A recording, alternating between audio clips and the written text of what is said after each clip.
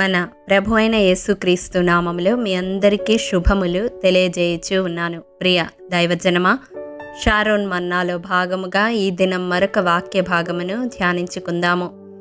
సంఖ్యాకాండము 23వ అధ్యాయము 21వ వచనము. ఆయన యాకోబులో ఏ దోషమును కనుగొనలేదు, ఇశ్రాయేలులో ఏ వంకరతనమును చూడలేదు. అతని దేవుడైన యెహోవా అతనికి తోడై ఉన్నాడు. ప్రియ దైవజనమా, ఈ భాగము చదువుతూ ఉంటే దేవుని ప్రేమ ఎంత ఉన్నతమైనదో గ్రహించవచ్చు. మోసగాడైన యాకోబులో దేవుడు ఏ దోషమును కనుగొనలేదు, ఇశ్రాయేలుగా మార్చబడిన తరువాత ఏ వంకరతనమును చూడలేదు.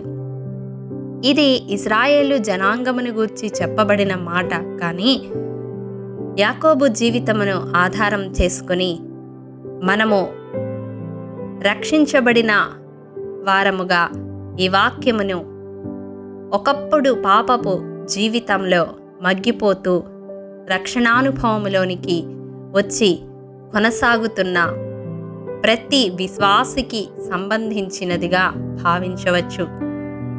అవును, ఒకప్పుడు పాప శాపములలో కూరుకుపోయిన మనలను తన అమూల్యమైన రక్తము ద్వారా విమోచించి తన వీపు వెనుక తట్టు మన పాపములన్నీ దేవుడు పారవేసినట్లుగా వాక్యము సెలవిస్తూ ఉంది. మన పాపములను ఇక ఎన్నడూ జ్ఞాపకము చేసుకొన్నని దేవుడు సెలవిచ్చాడు. ప్రియ దైవజనమా, మన చుట్టూ ఉన్నవారు మనలను ఏ దృష్టితో చూచినప్పటికీ మన గత జీవితపు పాపపు ఛాయలు వారి హృదయాలలో మెదులుతూ ఉన్నప్పటికీ ఒకసారి దేవుని ఎదుట మన అతిక్రమములను ఒప్పుకొని విడిచిపెట్టిన తర్వాత దేవుని దృష్టిలో మనము నిర్దోషులమే. ఆనాడు వ్యభిచారములో పట్టబడిన స్త్రీని దేవుడు అమ్మా అని పిలవడంలోని ఆంతర్యము అదే. దేవుడు ఆమె గతాన్ని చూడడం లేదు గాని భవిష్యత్తులో ఆమె జీవించబోయే పరిశుద్ధమైన జీవితాన్ని బట్టి ఆమెను అమ్మా అని సంబోధించాడు.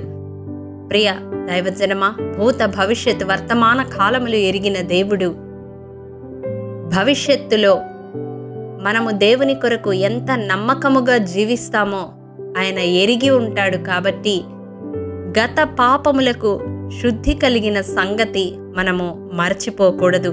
అటివారు గ్రుడ్డివారు, దూరదృష్టి లేనివారు అని పేతురు రాసిన 2వ పత్రిక 1వ అధ్యాయము 9వ వచనం తెలియజేస్తా ఉంది. అపవాది మన హృదయాలలో గత జీవితపు పాపపు ఛాయలను జ్ఞాపకము చేస్తూ కృంగదీస్తూ ఉన్నప్పుడు ఈ వాక్యమును మనము జ్ఞాపకం చేసుకోవాలి, మననం చేసుకోవాలి. మన పాపములకు శుద్ధి కలిగినదని విశ్వసించాలి. ప్రియ దైవజనమా, చదవబడిన మూల వాక్యములో ఇశ్రాయేలులో ఏ వంకరతనము చూడలేదు అని వ్రాయబడి ఉన్నది కదా. రక్షింపబడిన తరువాత దేవుని దృష్టికి మనలో ఏ వంకరతనము కనబడకూడదు. అటు రీతిగా మన ఆత్మీయ జీవితము కొనసాగాలి అంటే దేవుని తోడు మనకు కావాలి. ఎందుకంటే పరిశుద్ధాత్మ సహాయముతో మాత్రమే అటువంటి వంకరతనము లేని జీవితాన్ని జీవించగలము.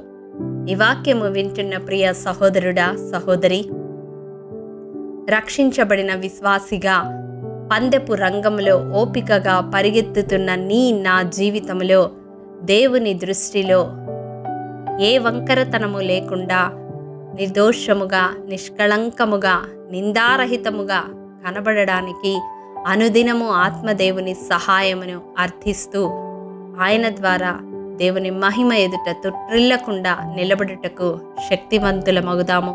అట్టి కృప దేవాతి దేవుడు మనందరికీ అనుగ్రహించునుగాక. ఆమేన్.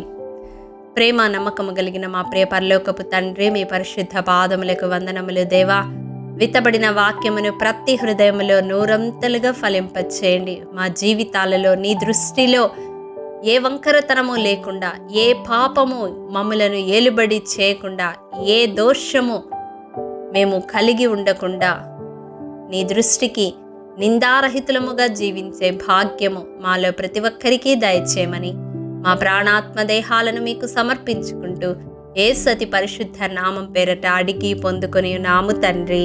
ఆమేన్. ప్రియ దైవజనమా, అనుదినము షారోన్ మన్నా ద్వారా అడగబడుచున్న నెంబర్ ఇన్ బైబిల్ క్విజ్ ప్రశ్నలకు సమాధానములు ప్రతి నెల మొదటి వారము కామెంట్ బాక్స్లో పోస్ట్ చేయబడతాయి. కాబట్టి గమనించి మీకు తెలియని ప్రశ్నలకు సమాధానములు తెలుసుకొనగలరని ప్రభు పేరట మనవి చేయుచూ ఉన్నాము.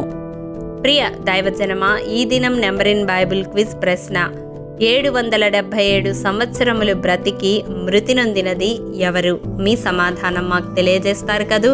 ప్రభు కృప మనందరికీ తోడైండును గాక. ఆమేన్.